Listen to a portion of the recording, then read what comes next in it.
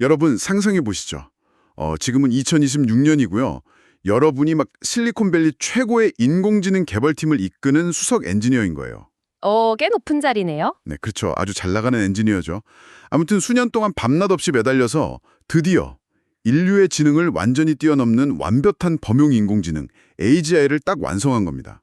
와, 역사적인 순간이네요. 네, 막 떨리는 손으로 서버 전원을 켭니다.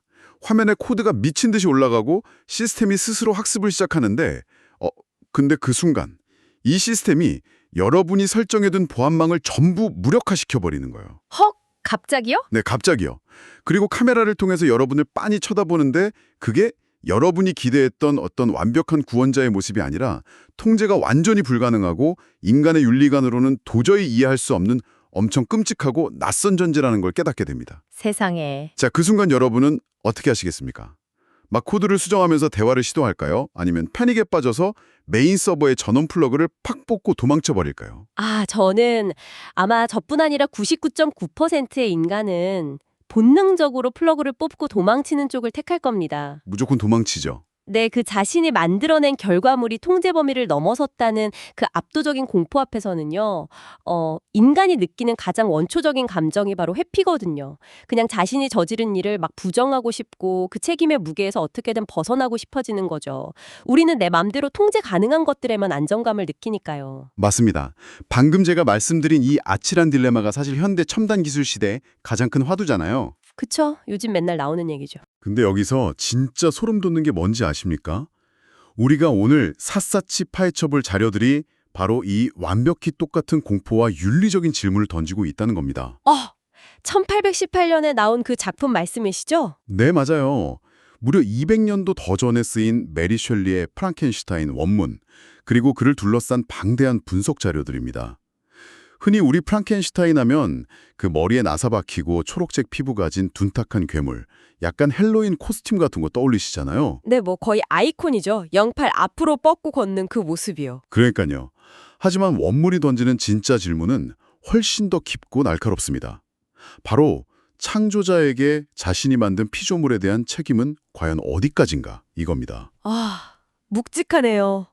그래서 오늘 저희가 이 질문을 제대로 쉽고 뜯고 맛보기 위해서 좀 특별하고 재미있는 방식을 취해보기로 했잖아요. 네, 맞습니다. 이 자료들에 등장하는 두 핵심 인물, 즉 창조자와 피조물의 입장에 저희가 직접 빙의를 한번 해보는 거죠.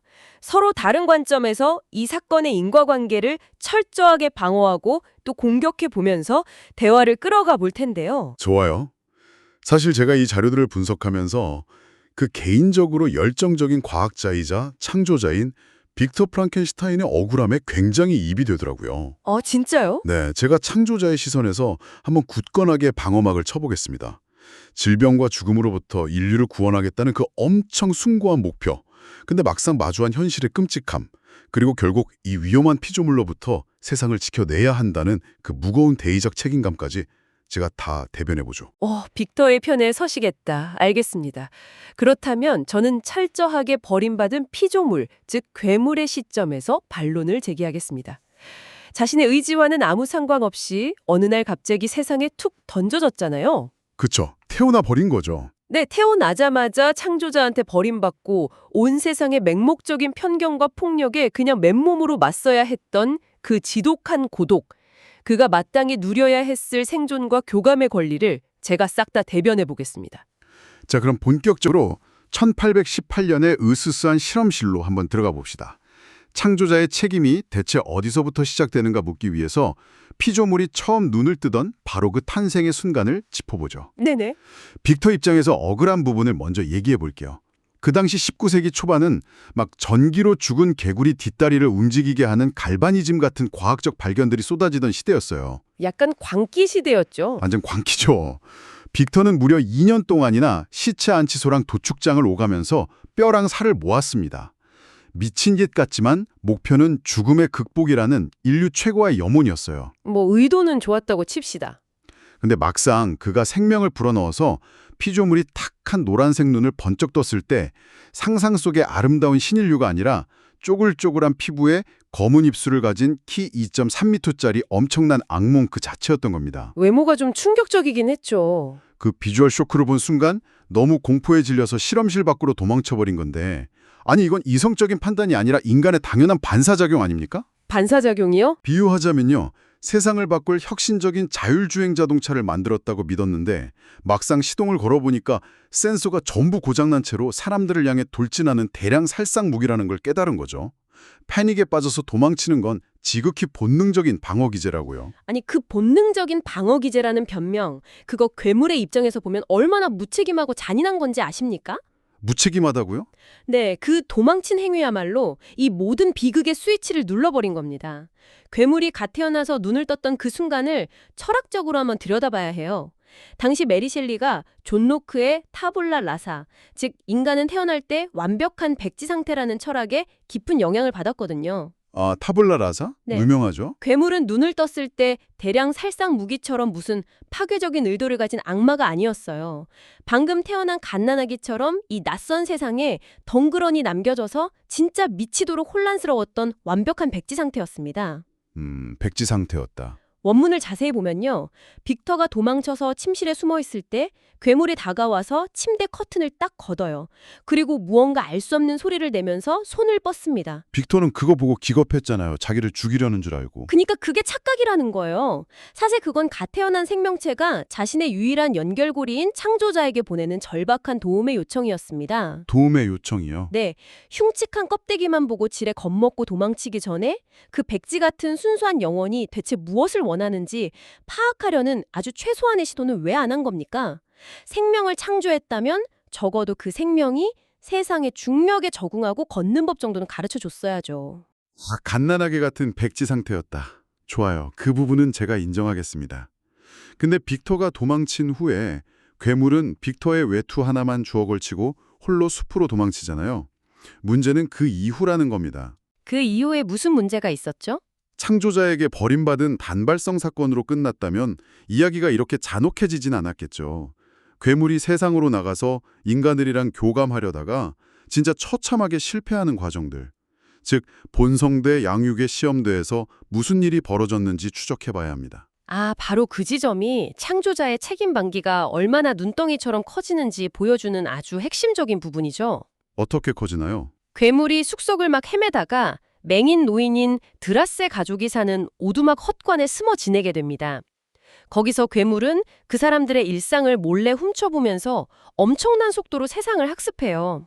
혼자 독학을 한 거네요.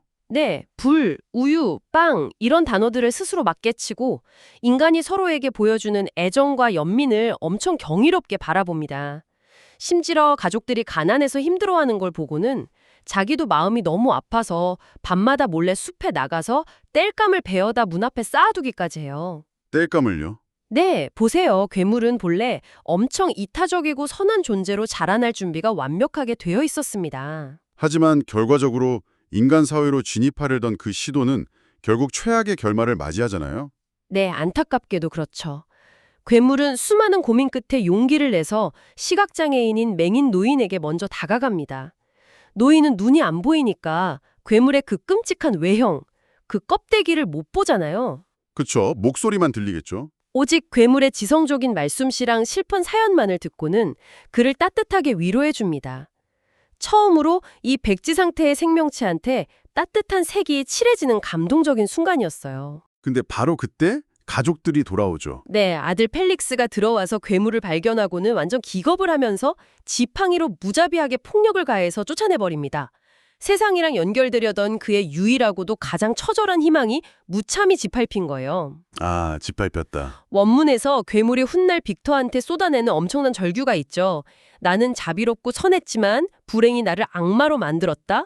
괴물이 잔혹한 살인마로 변한 건 그의 타락한 본성 때문이 아닙니다. 그럼 뭐 때문이죠? 오직 외모라는 껍데기 하나만으로 존재 자체를 부정하고 배척해버린 인간 사회의 무자비한 편견, 그리고 그 폭력적인 양육 환경 때문이었습니다. 자, 여기서 빅터의 입장, 아니 더 넓게는 인간의 본성 자체를 제가 방어하지 않을 수가 없네요. 드라세 가족의 폭력을 단순히 지독한 편견이라고 깎아내리기엔 우리 안에 진화 심리학적인 생존 본능을 너무 무시하시는 겁니다. 진화 심리학이요? 네, 현실적으로 머릿속에 그림을 딱 그려보세요. 키가 2.4m에 덩치가 산만한데 나중에 보면 총을 맞고도 며칠 만에 회복하는 엄청난 초인적인 괴력을 가진 미지의 생명체가 어느 날 갑자기 우리 집 거실에 딱 앉아서 눈먼 아버지를 붙잡고 있는 거예요. 네, 뭐 놀라긴 하겠죠. 놀라는 정도가 아니죠. 여러분이라면 거기서 우리 이성적으로 차나 한잔하면서 대화를 나누어 볼까요? 이럴 수 있겠습니까? 뇌의 편도체가 경고등을 막 미친 듯이 울리면서 당장 공격해서 가족을 지켜!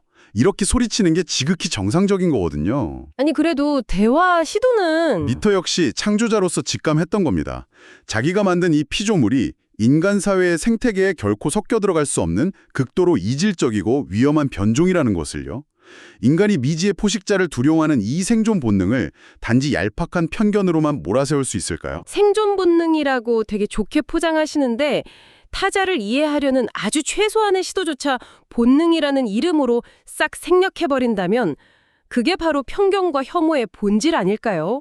편견과 혐오요? 생각해보세요. 오두막에서 쫓겨날 때 괴물은 자신을 방어하지도 않았고 그 엄청난 힘으로 펠릭스를 공격하지도 않았습니다.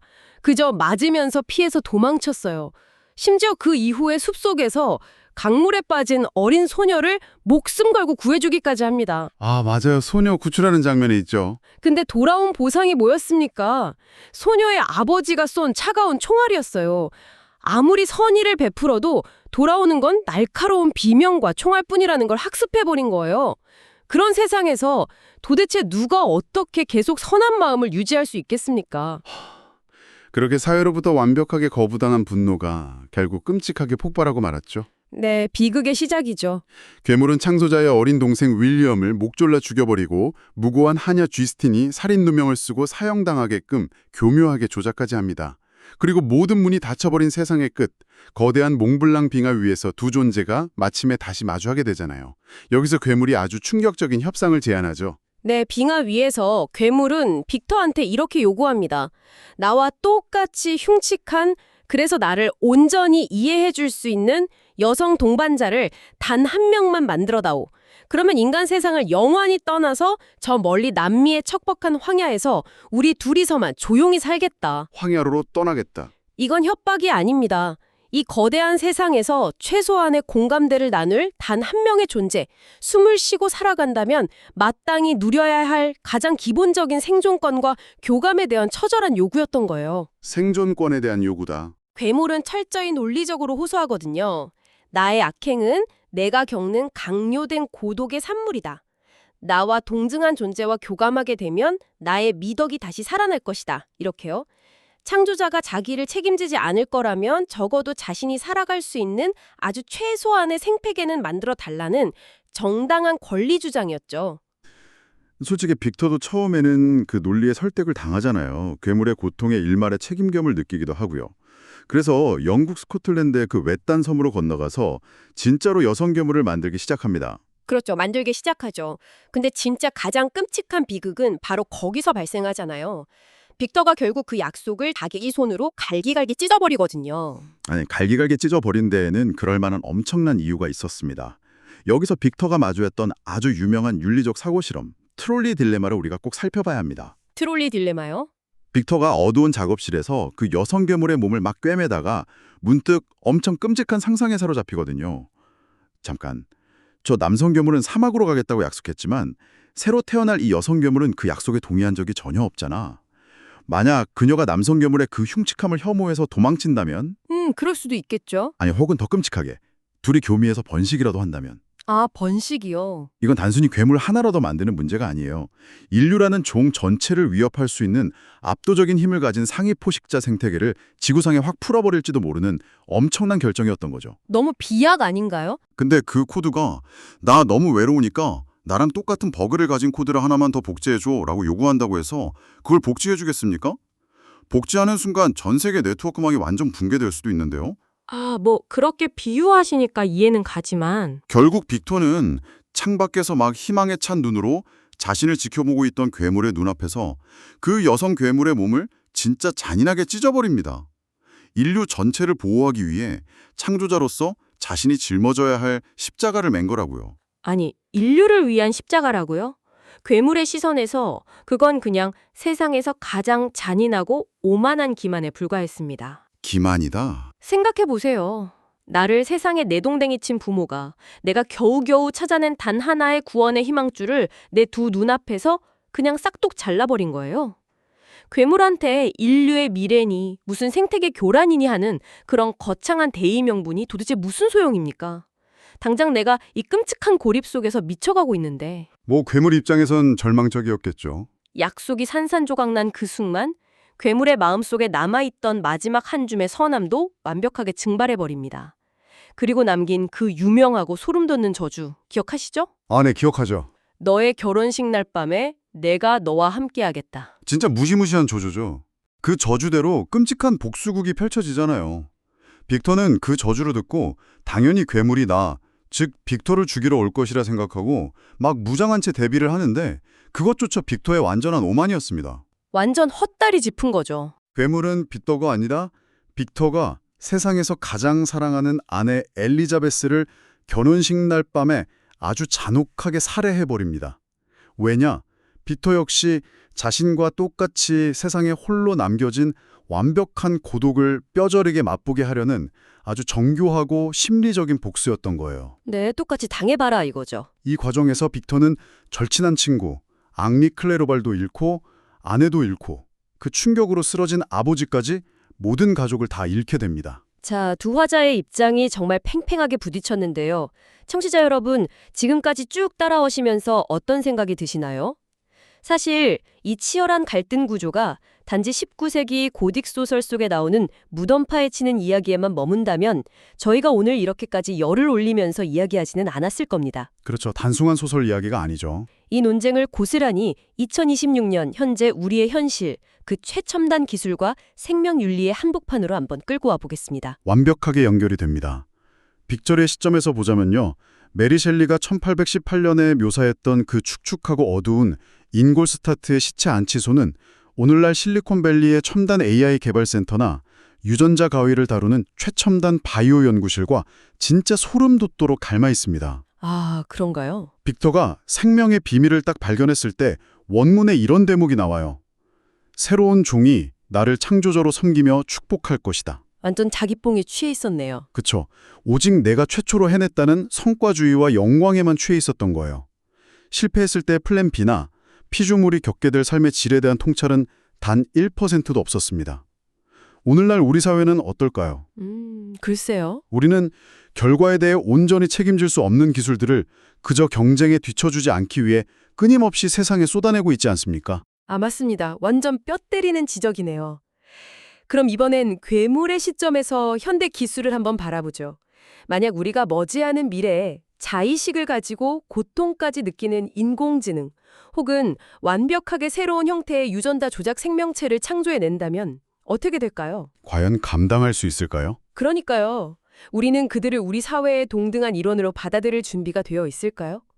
우리의 기대를 벗어나거나 혹은 빅터가 느꼈던 것처럼 그 존재들에게 어떤 치명적인 결함이나 위험성이 발견됐을 때 우리는 그저 전원 플러그를 뽑거나 실험실 폐기물통에 휙 버려버릴 권리가 있는 걸까요? 진짜 무서운 질문이네요. 우리가 기술을 단순한 도구로만 생각할 때는 아무 문제가 없지만 그 대상이 자아를 인식하는 순간 문제는 완전히 다른 차원으로 넘어가는 거거든요. 전원 플러그를 뽑고 폐기해버린다. 이게 바로 빅터가 실험실 문을 박차고 도망쳤던 그 무책임한 회피와 정확하게 같은 맥락이네요. 그렇죠. 똑같은 짓을 반복하는 거죠. 원작은 아주 훌륭하고도 섬뜩한 경고를 남깁니다. 방치되고 버려진 창조물은 조용히 사라지지 않는다는 거. 결국 돌아오죠. 그들은 결국 창조자를 향한 거대한 분노와 파괴로 되돌아온다는 사실을요. 괴물이 북극의 차가운 빙하 위에서 윌튼 선장한테 남기는 마지막 독백이 이 이야기의 진짜 정수입니다. 내가 저지른 악행의 목록을 돌아보면 한때 숭고하고 초월적인 선의 아름다움으로 가득 찼던 내가 이토록 타락했다는 사실을 나조차도 믿기 어렵다. 아, 슬프네요. 창조자의 무책임한 회피와 다름을 용인하지 않는 사회의 지독한 배척이 어떻게 그토록 순수했던 존재를 파괴적인 괴물로 변모시키는지 보여주는 정말 가장 슬픈 증언이죠. 1818년 과거의 으스스한 실험실에서 시작해서 자율주행 자동차와 인공지능이 막 숨쉬는 현대의 기술 논쟁까지 진짜 숨가쁘게 달려왔습니다. 자, 이제 오늘 대화의 문을 열었던 우리의 핵심 질문이죠. 최종 판결을 내려야 할 시간이 다가왔네요. 네, 올게 왔군요. 그래서 진짜 괴물은 대체 누구인가? 빅터 프랑켄슈타인의 입장에서 그렇게 맹렬하게 방어막을 치셨던 쪽에선 결론은 어떻게 내리시겠습니까? 저는 이 긴 변호를 마치면서 빅터의 관점에서 이렇게 결론 내리겠습니다. 결국 진짜 괴물은 자신의 인지적 통제 능력을 벗어난 것을 함부로 건드린 인간의 끝없는 오만과 탐욕 자체입니다. 오만과 탐욕이 진짜 괴물이다. 생명의 신비조차 한낱 지적 호기심을 채우는 도구로 전락시키고 자신이 감당할 수조차 없는 엄청난 결과를 세상에 무책임하게 풀어놓은 그 맹목적인 과학지상주의. 그것이 이 모든 비극을 잉태한 진짜 괴물입니다. 알겠습니다. 그렇다면 버림받은 피조물의 곁을 끝까지 지켰던 저의 결론은 이렇습니다. 아니요, 진짜 괴물은 다름을 인정하지 못하고 겉모습만으로 존재의 가치를 재단해버린 사회의 지독한 편견, 그리고 타자의 고통에 조금도 공감하지 못한 채 무고한 생명을 벼랑 끝으로 밀어낸 우리의 무책임입니다. 사회 함경과 무책임. 생명을 탄생시켰다면 끝까지 보듬고 책임져야 하며 그 책임의 부재야말로 진짜 괴물을 만들어낸 가장 흉악한 범인인 거죠. 와, 1818년에 쓰인 소설이 던지는 경고가 2026년에 우리에게 이렇게까지 날카롭고 묵직하게 꽂힐 줄은 정말 상상도 못했네요. 그러니까요. 고전이 괜히 고전이 아니에요. 여러분, 오늘 저희가 준비한 텍스트 해부는 여기까지입니다.